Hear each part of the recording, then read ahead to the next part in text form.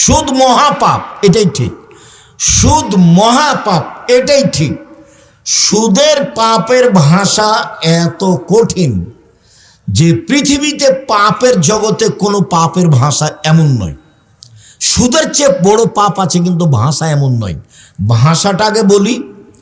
রাসূল সাল্লাল্লাহু আলাইহি সাল্লাম বলছেন, মায়াকুল দিরহাম রিবাহ ইয়ালাম আসাদ্দু মিন সিত্তাতি ওয়া সালাসিনা জিনিয়া।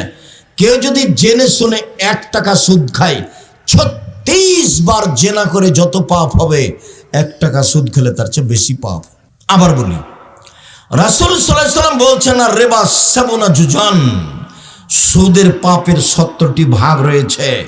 ছোট ভাগ হলো মার সাথে জেনা করলে যেমন পাপ হয়।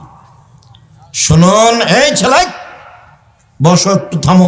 শিরক মহাপাপ, ভাষা এমন নয়। মাকে গালি দেওয়া মহাপাপ, ভাষা এমন নয়। মিথ্যে সাক্ষী মহাপাপ। গাইবান্ধা জেলে 20, 25, 30 বছর থেকে বহু মানুষ আছে, ও নিজেই জানে না আমি কেন জেলে। জজ জানে না ঘটনা কি, উকিলও জানে না ঘটনা কি, সাক্ষীও জানে না ঘটনা কি। সাক্ষীকে বলেছে যে তোকে 1 লক্ষ টাকা দিব, জজের সামনে বলবি যে আমি 2 চোখে মারতে দেখেছি। তো টাকা নিয়েছ, বলছে 2 চোখে মারতে দেখেছি, কিন্তু সাক্ষী তো জানে না ঘটনা কি। তাহলে জজও জানে না ঘটনা কি, উকিলও জানে না ঘটনা কি, সাক্ষীও জানে না ঘটনা কি, যে জেলে আছে সেও জানে না ব্যাপারটা কি, আমি কেন জেলে।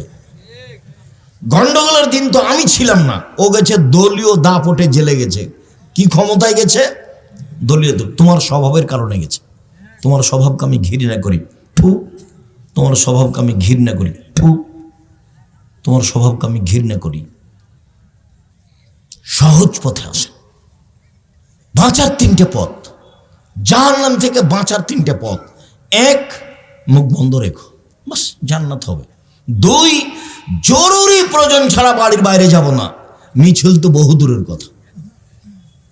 শীতের দিনে পিছে পিছে দুড়িয়া বেড়া তো বহু দূরের কথা।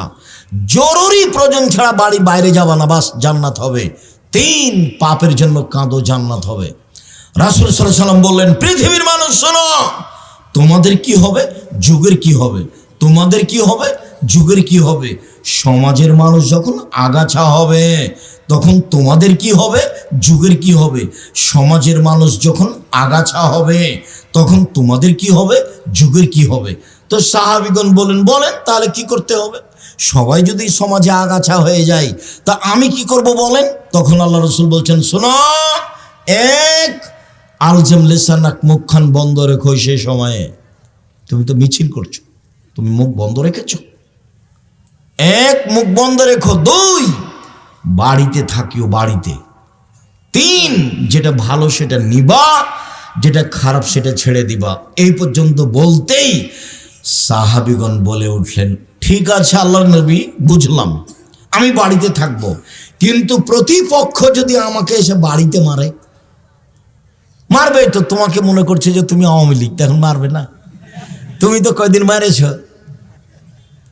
তোমার তো চরিত্র খারাপ, তুমি ভালো জানো। জেনা করলেই শুধু খারাপ চরিত্র হয়? জুলুম খুব খারাপ জিনিস, এর বিচার পরে হবে, জাহান্নামে চলেই গেছে। তো ঢোকেনি কেন? মরেনি এই জন্য। যত জুলুমবাজ দেখছো, যত অত্যাচার দেখছো, যারা রাহাজানি করছে, যারা জুলুমবাজি করছে, যারা মানুষের কাছে চাঁদা আদায় করছে জোর করে, এই জাহান্নামে চলেই গেছে। ঢোকেনি কেন? মরেনি এই জন্য। মরলেই ঢুকবে, এটাই হিসাব। সম্মানিত দিনী ভাই বোন, অবাক হতে হয়। চট করে একটা কথা মনে পড়ছিল যে এখন ভূমিকম্প কেন, ঢাকায় ভূমিকম্প কেন, দেশে ভূমিকম্প কেন? 3টা কারণে ভূমিকম্প হয়। 3টা কারণে। 1, এই যে সারেবুল খমরা, যখন মানুষ নেশাদার দ্রব্য পান করবে, তখন যখন মানুষ নেশাদার দ্রব্য পান করবে, প্রায় মানুষই সিগারেট খায়, প্রায় মানুষই বিড়ি খায়, প্রায় মানুষই মদ খায়, প্রায় মানুষই গাঁজা খায়, প্রায় মানুষই হিরোইন খায়। যখন মানুষ নেশাদার দ্রব্য পান করবে, তখন ভূমিকম্প হবে। 2, জাহারাতিল কায়নাত, মেয়েরা যখন নাচবে, সব দোকানে মেয়ে নাচে, সব মোবাইলে মেয়ে নাচে, সব বাড়িতে মেয়ে নাচে, তো ভূমিকম্প তো হবেই, ভূমিকম্প তো হবেই। সব মোবাইলে মেয়ে নাচে, প্রায় সব মোবাইলেই, সব দোকানে মেয়ে নাচে, সব বাড়িতে মেয়ে নাচে। আল্লাহ রাসূল বলছেন মেয়েরা নাচলে ভূমিকম্প হবেই। স্কুল তো চলে না মেয়ে নাচানো ছাড়া, হেডমাস্টারের হেডমাস্টারই চলে না ঢোল ঢাক ছাড়া, মেয়ে নাচানো ছাড়া। আর তোমার বাপ মায়ের চলে না জন্মদিবস ছাড়া। জন্মদিবস সেরেক, মৃত্যু দিবস সেরেক, 16 ডিসেম্বর সেরেক, 26শে মার্চ সেরেক, 21শে ফেব্রুয়ারি সেরেক, পৃথিবীর যে কোনো দিন পালন করা সেরেক।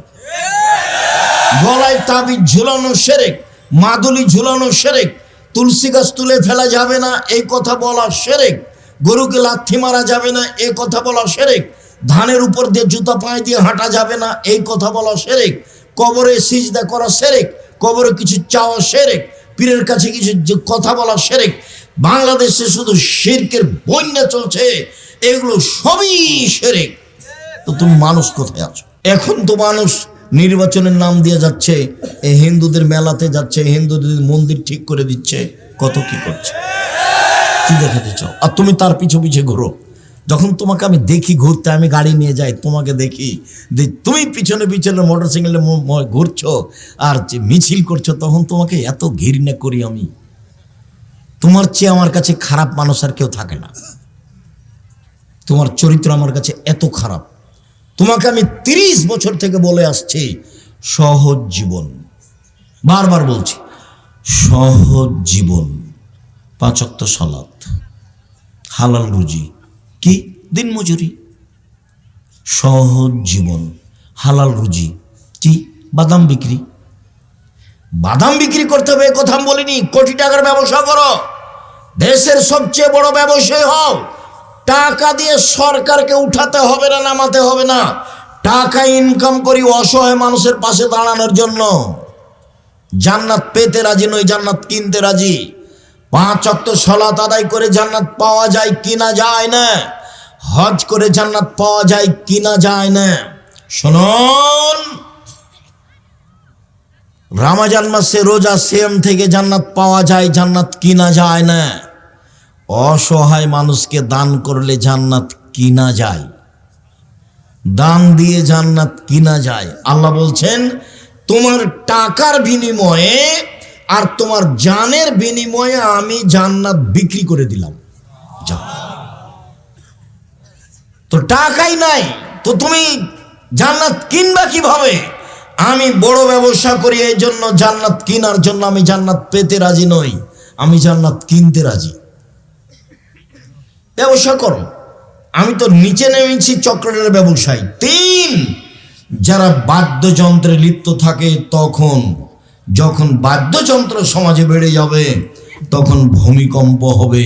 শুনুন, 3টি পাপের কারণে 3টি বিপদ আছে। 1, ভূমিকম্প হবে।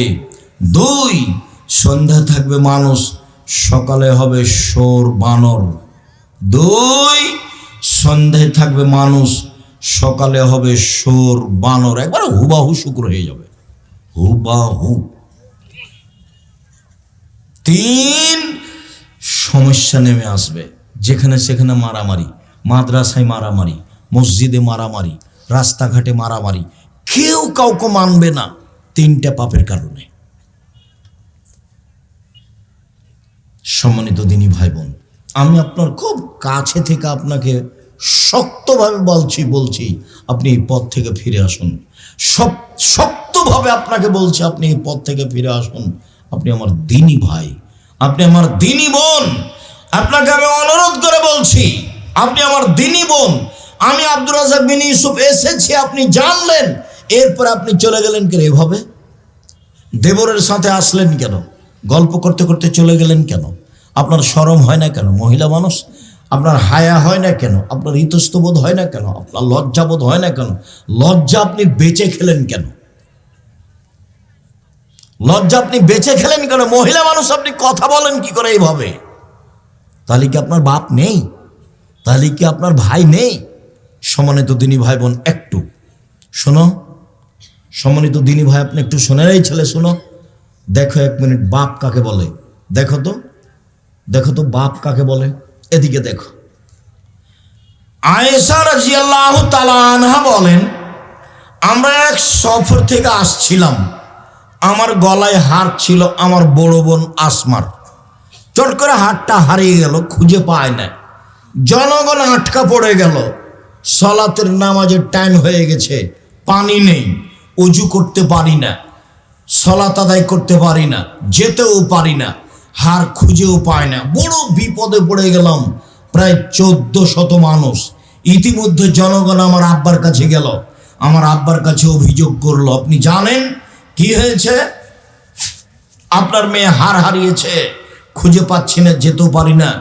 তাই এই কথা শুনে আবু বকর সিদ্দিক আসলেন। আয়েশা রাদিয়াল্লাহু তাআলা আনহা বলেন, আবু বকর সিদ্দিক আমার পাশে এসে আমার কোমরের উপরে এত জোরে মারলেন, ফাল্লাকা জানি লাখ চাদান সাদিদা, খুব জোরে মারলেন। ওই সময় আমার স্বামী আমার উরু রানের উপরে মাথা দিয়ে ঘুমিয়েছিলেন। 1 মিনিট, এই ছেলে, ভাইজান আপনি একটু খেয়াল করেন অবস্থাটা। আমাদের দেশের গতিতে, আমাদের গায়বান্ধার গতিতে শ্বশুর যদি ঘরে গিয়ে দেখে যে জামাই মেয়ের উরু রানের উপরে মাথা দিয়ে ঘুমিয়ে আছে, তো শ্বশুর আগিয়ে যাওয়া তো দূরের কথা, এইভাবে ঘুরবে, পাল্টা এইভাবে ঘুরবে। কথা বুঝাতে পারিনি মনে হয়, বাস্তবতা। মানে শ্বশুর আগিয়ে যাওয়া তো বহু দূরের কথা, দেখলে কি হবে, এইভাবে ফিরে আসবে। তো আয়েশা রাদিয়াল্লাহু তাআলা আনহা বলেন, আমার আব্বা আসলেন, তখন আমার স্বামী আমার উরু রানের উপরে মাথা দিয়ে ঘুমিয়েছিলেন।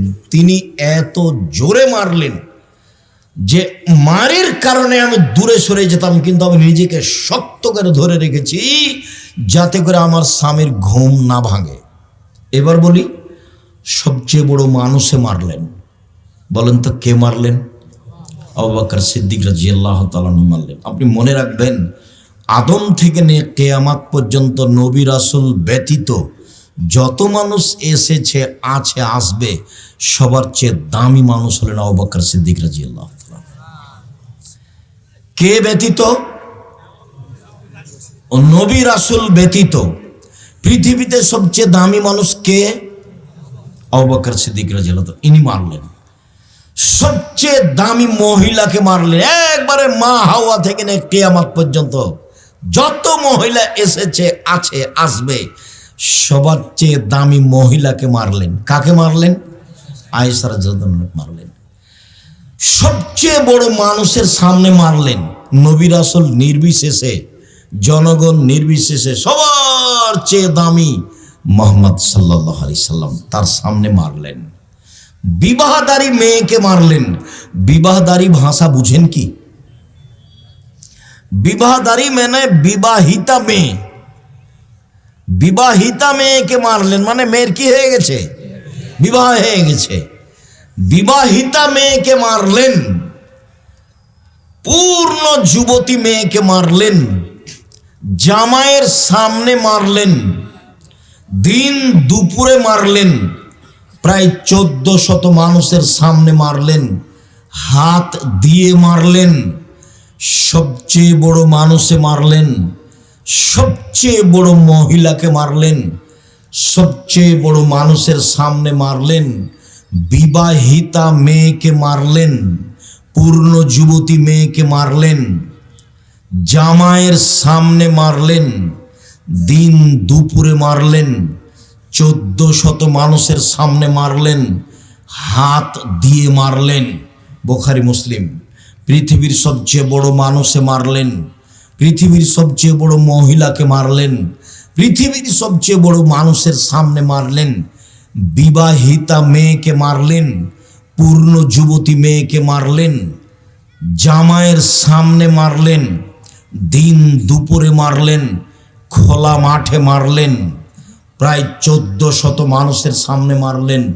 হাত দিয়ে মারলেন।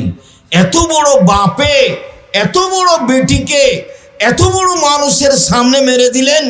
ভুল কোথায় হাড়খান হারিয়ে গেছে খেয়াল করেননি, এই জন্য মেরে দিলেন। আর আপনার মেয়ে এই বক্তব্য শুনতে এসে হে করে দোকানে ঘুরে বেড়াচ্ছে, হেঁটে বেড়াচ্ছে, জিনিস কিনছে, আপনি তাকে একটা ধমকও দিতে পারেন না। আপনি আবার বাপ? ছি, আপনার মতো বাপ বেঁচে থাকার চেয়ে মরে যাওয়া ভালো। মানুষ বুঝতে চায় না, মানুষ ছেলে মেয়ে মানুষ করবে জাতির কল্যাণের জন্য, এটাই ছিল মানুষের জন্য উচিত। জাতির কল্যাণ কিভাবে আসবে এটা বাপ মায়ের ভাবা উচিত।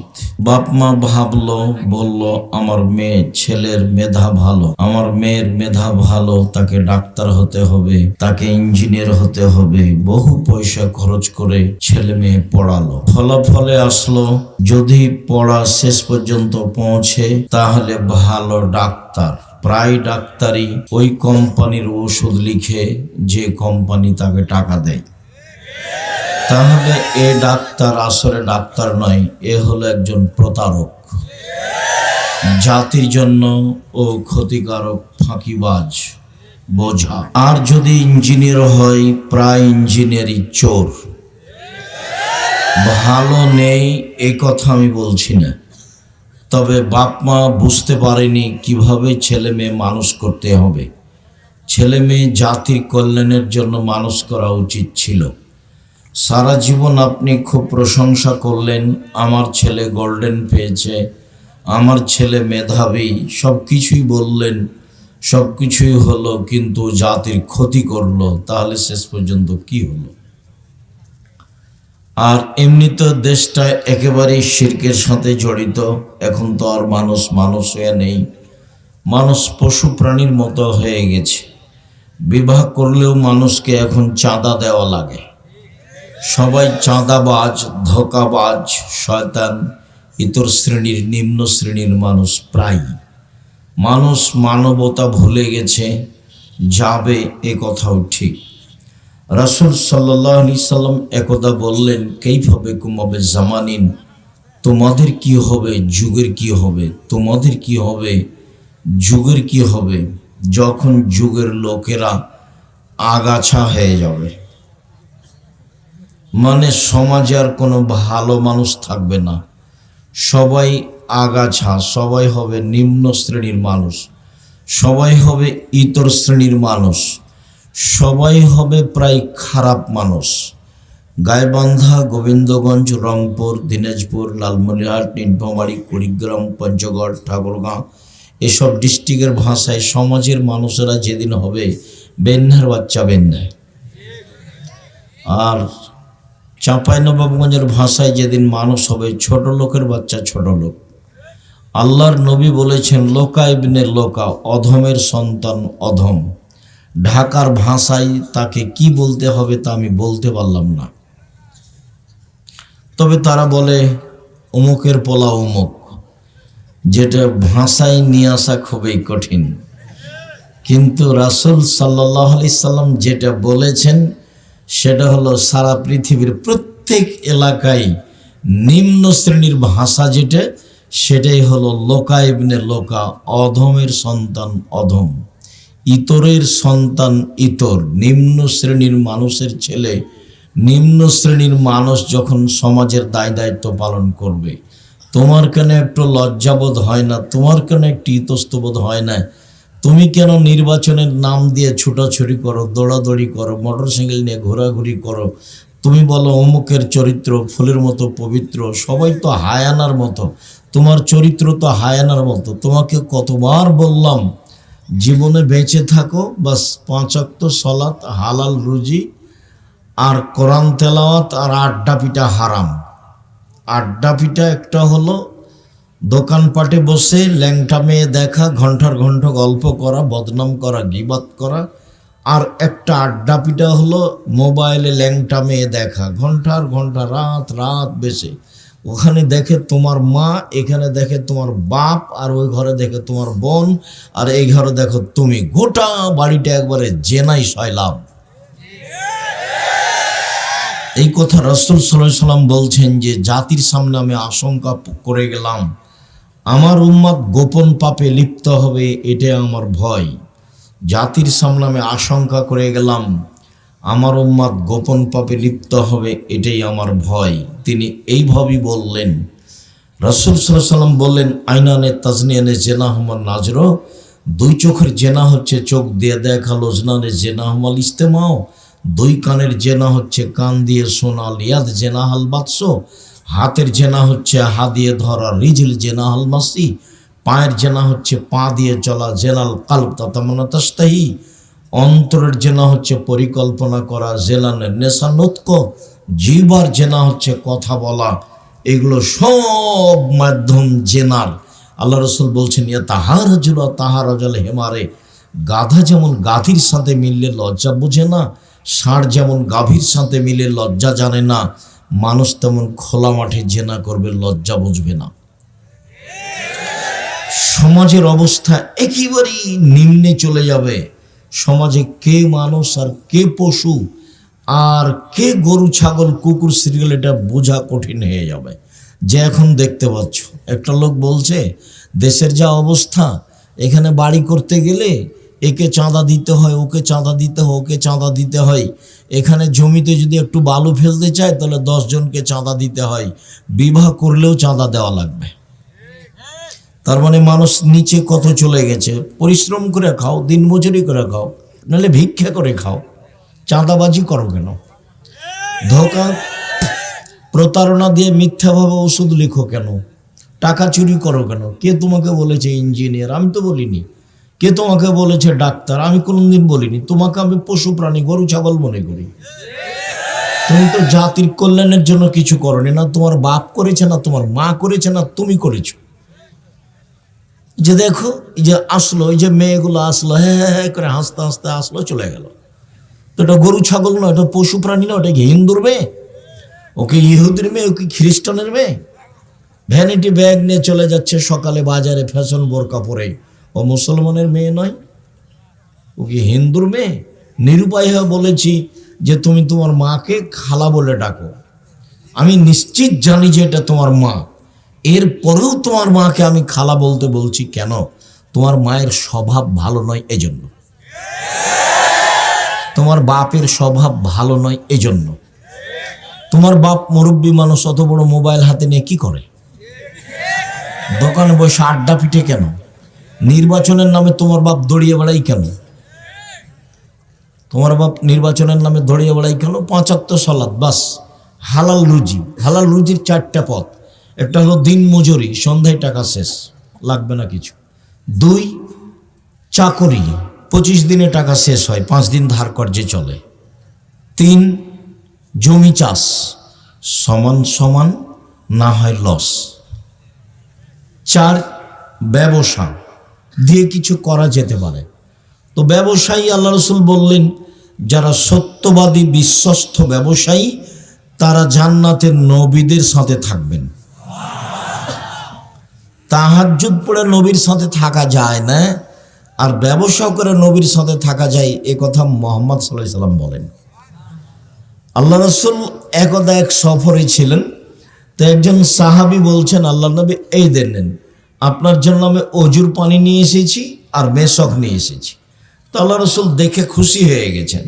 খুশি হয়ে বলছেন, সালমা শেতা, তুমি যা ইচ্ছা তা চাও, আমি তোমার কাজে খুব খুশি হয়েছি। দেখি তুমি পানি নিয়ে এসেছো মেশক করার জন্য, দাঁত পরিষ্কারের জন্য মেশক নিয়ে এসেছো, খুব তো ভালো কথা, তুমি কিছু চাও। তখন সাহাবী বলছেন, আসআলুকা মুরাফাতাকা ফিল জান্নাহ, আমি আপনার সাথে জান্নাতে থাকতে চাই। তখন আল্লাহ রসুল বলছেন, আওয়া গেরা জালেক, না না না না না, এটা নয়, এটা নয়, এটা নয়, অন্য কিছু চাও, অন্য কিছু চাও। তখন সাহাবী বলছেন যে হোয়া জাকা, ওটাই চাই, ওটাই চাই। তখন আল্লাহ রসুল বলছেন, আইনি আলা নাফসিক বিকাসরাতি সুজুদ, তুমি বেশি বেশি সিজদা করে তাহাজ্জুদ পড়ে আমাকে সহযোগিতা করো। আমি যে তোমাকে সরাসরি সাথে নিয়ে থাকতে পারবো না, আমার সাথে থাকতে চাইলে আমাকে সাহায্য করতে হবে, রাসূলকেই সাহায্য করতে হবে। কি সাহায্য? তুমি তাহাজ্জুদ পড়ো, তাহলে আমি পাশে নিয়ে থাকার চেষ্টা করব। আর এখন নিজেই বলছেন যে সত্যবাদী বিশ্বস্ত ব্যবসায়ীরা নবীগণের সাথে থাকতে পাবেন। শুধু নবী নয়, ইব্রাহিম আলাইসালামের সাথে, ঈসা মুসার সাথে, নূহ আলাইসালামের সাথে, সব নবীদের সাথে থাকতে পাবেন সত্যবাদী বিশ্বস্ত ব্যবসায়ীরা। তো ব্যবসা চকলেটের হোক সেটাও ব্যবসা, ব্যবসা বাদামের হোক সেটাও ব্যবসা, ব্যবসা কাপড়ের হোক সেটাও ব্যবসা, ব্যবসা বিশাল কিছু হোক সেটাও ব্যবসা। যার কারণে আমি আপনাদেরকে ব্যবসা করে উপার্জন করতে বলেছি। আর শ্বশুরের কাছে টাকা নেওয়াকে ঘৃণা করেছি। শ্বশুরের কাছে যৌতুক নিয়ে সেই টাকা দিয়ে চাউল কিনে ভাত খেয়ে ইবাদত কবুল হবে না। শ্বশুরের কাছে যৌতুক নিয়ে সেই টাকা দিয়ে চাউল কিনে ভাত খেয়ে ইবাদত কবুল হবে না। যারা শ্বশুরের কাছে টাকা নিয়েছো, আগামীকাল সন্ধ্যা হতে হতে টাকা ফেরত দাও। তোমার এই কাজের চেয়ে ভিক্ষা করে খাওয়া ভালো। ভিক্ষা করে কাজটা বৈধ, তবে সবচেয়ে নিম্নমানের। উপার্জনের 4টা পথ, তখন আমি ভিক্ষা বলিনি। উপার্জনের 4টা পথ, তখন আমি ভিক্ষা বলিনি। 1 দিনমজুরি, 2 চাকরি, 3 জমি চাষ, 4 ব্যবসা। তখন আমি বলেছি চকলেটের ব্যবসা করে খাও। চকলেটের ব্যবসা আমি করতে বলিনি, আমি বলেছি কম পয়সার ব্যবসা, যাতে করে লোন নেওয়া না লাগে। লোন নিয়ে ব্যবসা করে একদিনে কোটিপতি হব, এটা মিথ্যা কথা। আমি চকলেটের ব্যবসা বলতে চকলেটেরই ব্যবসা করতে বলেছি এই কথা নয়, কম পয়সার ব্যবসা করতে বলেছি।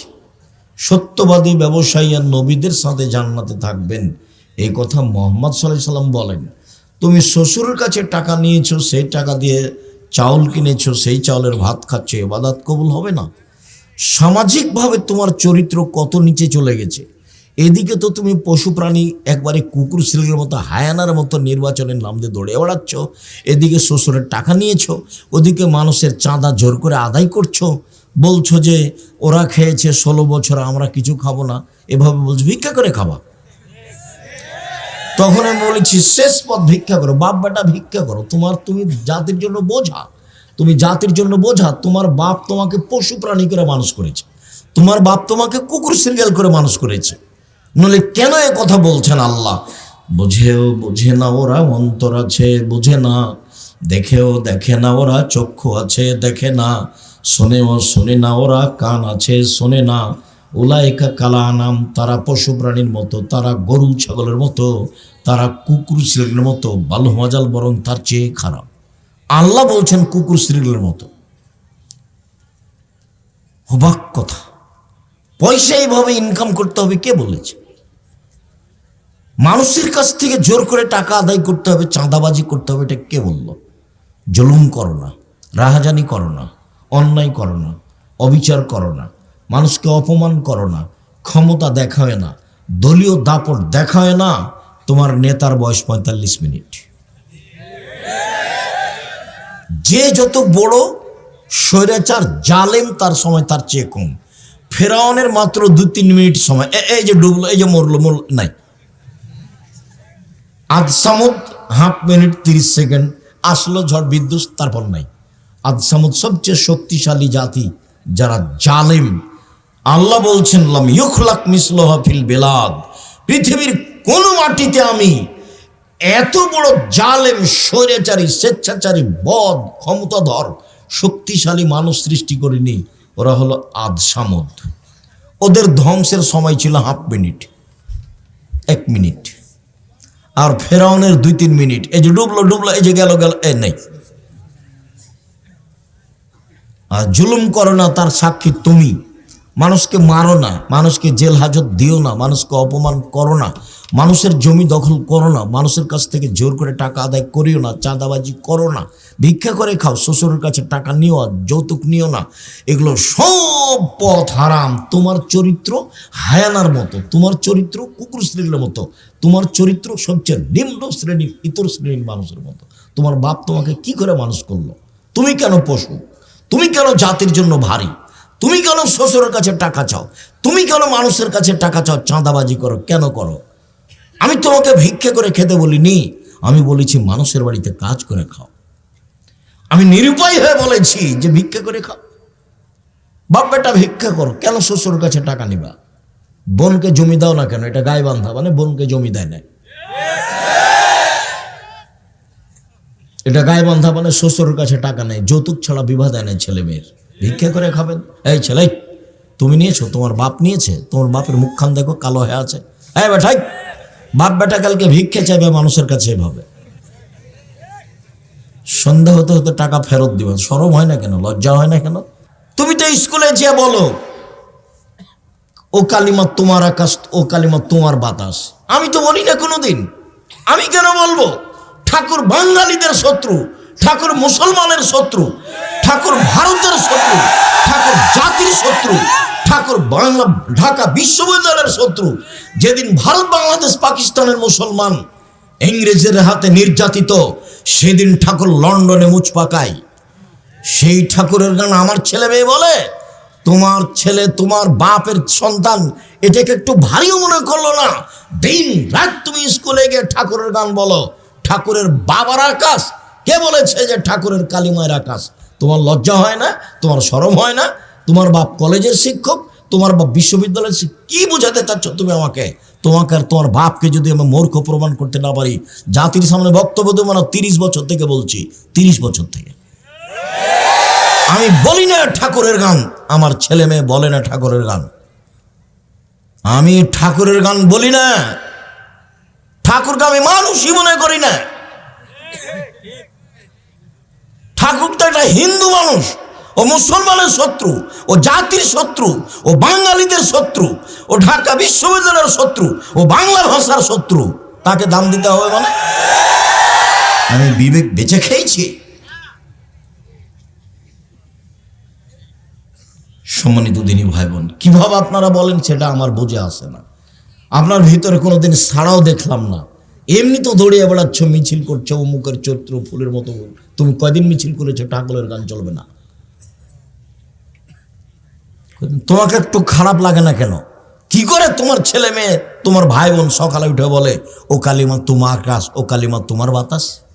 কালিমার আকাশ, কালিমার বাতাস, তোমার খারাপ লাগে না কেন? বাঙালিদের জন্মই শিরক, ওর ভিত্তি শিরক, ওর খাওয়া শিরক, ওর চলা শিরক, ওর শিক্ষা শিরক, ওর ঘুমিয়ে থাকা শিরক। একবারে শিরকের মধ্যে ডুবে আছে বাঙালি। ঠাকুর একে ডুবিয়েছে। আর ঠাকুর হলো প্রিয় মানুষ, এটা হয় কি করে? আমি কি দিয়ে বলতে পারি? কোনোদিন আমি বেগম রোকেয়াকে শিক্ষিতা মহিলা বলিনি, কোনোদিন বলিনি। হায়াতে দেহে স্বাস্থ্যকালীন বলবো না। কেন?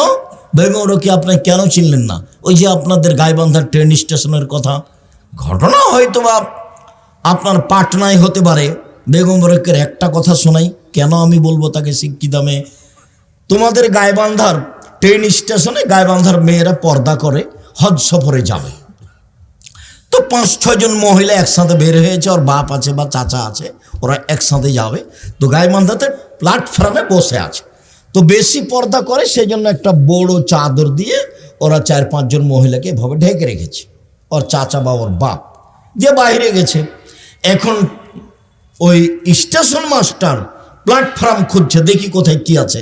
তো এক জায়গাতে দেখছে যে একটা বড় চাদরটা ঢাকা আছে, মনে করছে এটা বস্তা। তখন পাঁদে দেখে, এইটা কিসের বস্তা, এটা কিসের বস্তা। পর্দাকে নিন্দা করছে বেগম রোকেয়া, পর্দাকে দেখাচ্ছে। ওরা ঢাকা আছে সেজন্য বেগম রোকেয়া কিভাবে দেখাচ্ছে? পাঁদে দেখাচ্ছে, এটা কিসের বস্তা, এটা কিসের বস্তা। বেগম রোকেয়া জানে না আমি তাকে শিক্ষিতা মেয়ে বলবো? তোমার বুদ্ধি হারালছে, তোমার বিবেক হারালছে। তুমি পশু প্রাণীর মতো, তুমি ইতর শ্রেণীর মানুষ। তুমি বলো গা, যাও তুমি মিছিল করে বেড়ো গা। তোমার বাপকে আর তোমাকে যদি আমি, তোমার জাতিকে যদি আমি মূর্খ প্রমাণ করতে না পারি, জাতির সামনে বক্তব্য দেবো না। জাতির জন্য বোঝা কেন? চাঁদাবাজি করে তোমাকে খেতে হবে কেন? তুমি নিম্ন শ্রেণীর মানুষের পিছনে দৌড়াও কেন? 100 খান মোটরসাইকেল নিয়ে ইতর শ্রেণীর মানুষের পিছনে দৌড়াও কেন? আল্লাহ রসুল বলছে ও লোকা ইবনে লোকা, ও নেতা মানে ও লোকা ইবনে লোকা, ও অধমের সন্তান অধম, ও গাইবান্ধার ভাষায় ও ভেন্ডের বাচ্চা ভেন্ডে। আমি তার নাম নিই না। তুমি যার সাথে দৌড়িয়ে বেড়াও পিছিয়ে পিছিয়ে 1000 খান মোটরসাইকেল নিয়ে, আমি তার নামটা নিই না। আমার মা যখন আমাকে বাড়ি থেকে বিদায় করতো পড়ার সময়তে, তখন বলতো 4টে কথা। 1, দোকানে বসিও না। 2, প্রাইভেট পড়ায়ও না। 3, বন্ধুতালি করো না। 4, মানুষের বাড়িতে খায়ও না। আমার মা পিছে পিছে হাঁটতেন আর বলতেন এক, দোকানে বসিও না। 2, প্রাইভেট পড়ায়ও না। 3, বন্ধুতালি করো না। 4, মানুষের বাড়ি দাওয়াত খায়ও না। এভাবে আমার মা বলতেন আর পিছে পিছে হাঁটতেন। তুমি দোকানে বসে আড্ডা পিঠো কেন? ওই যে এখন দেখো আড্ডা পিটছে। আজকে এখানে প্রোগ্রাম, তুমি দোকানে বসে আছো কেন? এই যে তোমার বোন আসলে হ্যাঁ করে আসলো, আবার চলে গেল কেন? আমি জবাব দেব? আমি কেন দেবো? তুমি দাও, তোমার বাপ দেখ, তোমার মা দেখ। আমি তো এমনি বলিনি তোমার মা নয়, এটা তোমার খালা। আমি ওটা এমনি বলিনি, ওটা তোমার বাপ নয়, ওটা তোমার চাচা। ও তোমাকে ধ্বংস করেছে, তোমার বোনকে ধ্বংস করেছে। তোমার বোনের নখটা বড়, জবাব আমি দিব। ইহুদি খ্রিস্টানদের পতিতালয়ের মেয়েদের নখ বড়। ইহুদি খ্রিস্টানদের পতিতালয়ের মেয়েদের নখ বড়। তোমার বোনের নখে নেইল পালিশ আছে। ইহুদি খ্রিস্টানদের পতিতালয়ের মেয়েদের নখে নেইল পালিশ থাকে। ইহুদি খ্রিস্টানদের পতিতালয়ের মেয়েদের নখে নেইল পালিশ থাকে। তোমার বোনের নখে নেইল পালিশ আছে, জবাব আমি দিব। তোমার বোনের কপালে টিপ আছে। হিন্দু মেয়েকে বিবাহ করার 10টা পদ্ধতি আছে, তার একটা পদ্ধতির নাম রাক্ষসী বিবাহ। মেয়ের বাপ বিবাহ দিবে না, ছেলেটা বিবাহ করবে। যদি কপালে টিপ দিতে পারে তাহলে বিবাহ হয়ে গেছে। এর নাম রাক্ষসী বিবাহ। সেই হিন্দুদের টিপ তোমার বোনের কপালে কেন? কে জবাব দিবে? আল্লাহর নবী বলছেন, যে ভুরু তুলে চিকন করে তার উপরে অভিশাপ, যে পরচুলা ব্যবহার করে তার উপরে অভিশাপ, যে শরীরে উল্কি করে নেয় ট্যাটো সে তার উপরে অভিশাপ, যে পরচুলা ব্যবহার করে তার উপরে অভিশাপ। রাসূল সাল্লাল্লাহু আলাইহি ওয়াসাল্লাম বলছেন, যে দাঁত ছিলে চিকন করে তার উপরে অভিশাপ। সব তোমার বোন করছে, জবাব আমি দেব? আমি কেন দেবো? এই জবাব তো আমি দিব না। রাসূল সাল্লাল্লাহু আলাইহি ওয়াসাল্লাম বললেন, পৃথিবীর মানুষ শোনো, একবার বললেন যে তাহাজ্জুদ পড়ো, আমাকে সাহায্য করো, সাথে নিয়ে থাকবো। আর এখন বলছেন শোনো, সত্যবাদী ব্যবসায়ীরা নবীর সাথে থাকবেন। আবার বলছেন শোনো, কেউ যদি 2জন মেয়ের লালন পালন করে, সেই পিতার আমি জান্নাতে একসাথে এভাবে থাকবো। 2জন মেয়ের লালন পালন। তখন কি লালন পালন? তখন বলছেন, 1, আল্লাহ মাহুন্না, মেয়েকে বিদ্যা শিখিয়ে দিল। 2, আদ্যা বাহুন্না, শিষ্টাচার শিখিয়ে দিল। হ্যাঁ করে আসলে চলে গেল, এটা শিষ্টাচার? ওই যে গল্প করছে এখন, এটা শিষ্টাচার? ওই যে দোকানে বসে জিনিস কিনছে দাঁড়িয়ে, এখন এটা শিষ্টাচার? বলো, এটা ও বাপ, ওর বাপ বাপ নয়। এই জন্য বলছে, এই মেয়ে শোনো, এই মেয়ে, তোমার বাপকে চাচা বলিও। তোমার বাপকে আমি পশু প্রাণী মনে করি। হ্যাঁ, তোমার বাপকে আমি পশু প্রাণী মনে করি। কষ্ট নিও না, আমি তোমাকে কষ্ট দিতে আসিনি। তোমার বাপ আমার দিনী ভাই, তোমার মা আমার দিনী বোন। গাইবান্ধা আমার শ্বশুর বাড়ি এলাকা, আত্মীয়তার অভাব নেই। কাজেই আমি কষ্ট দিতে আসিনি, আমি দুঃখিত। আপনার ছেলে মেয়ের জবাব আমি দিব না আপনি দিবেন? এটার কি উত্তর আপনার কাছে আছে? ছেলে মেয়ে জাতির জন্য বোঝা হলো কেন? মেয়ে এমন হলো কেন? কে জবাব দিবে? মা দিবে, ওর বাপ দিবে।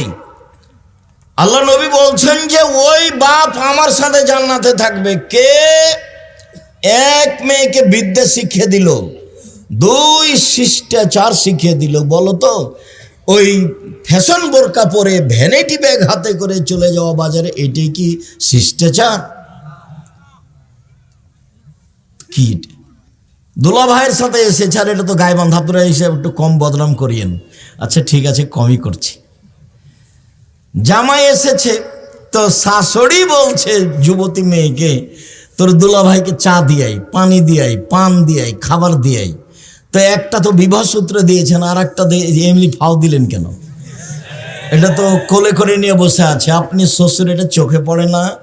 আপনি শাশুড়ি, এটা চোখে পড়ে না? কেন পড়ে না এটা চোখে? জামাই বাড়িতে এসেছে, খাবার দিবেন আপনি, ভাত দিবেন আপনি, পানি দিবেন আপনি, সব কিছু করবেন আপনি। তো আপনি আপনার মেয়েকে পাঠালেন কেন? কেন পাঠালেন? এর জবাব আমাকে দিতে হবে না তোমার বাপ দিবে? দেও, বলো দেখি। তোমার বাপ তো একটা মেয়ে বিবাহ সূত্রে দিয়েছে, আর একটা ফাও দিল কেন? তুমি এখন বলো যে একে বাপ বলবে না, একে চাচা বলবা।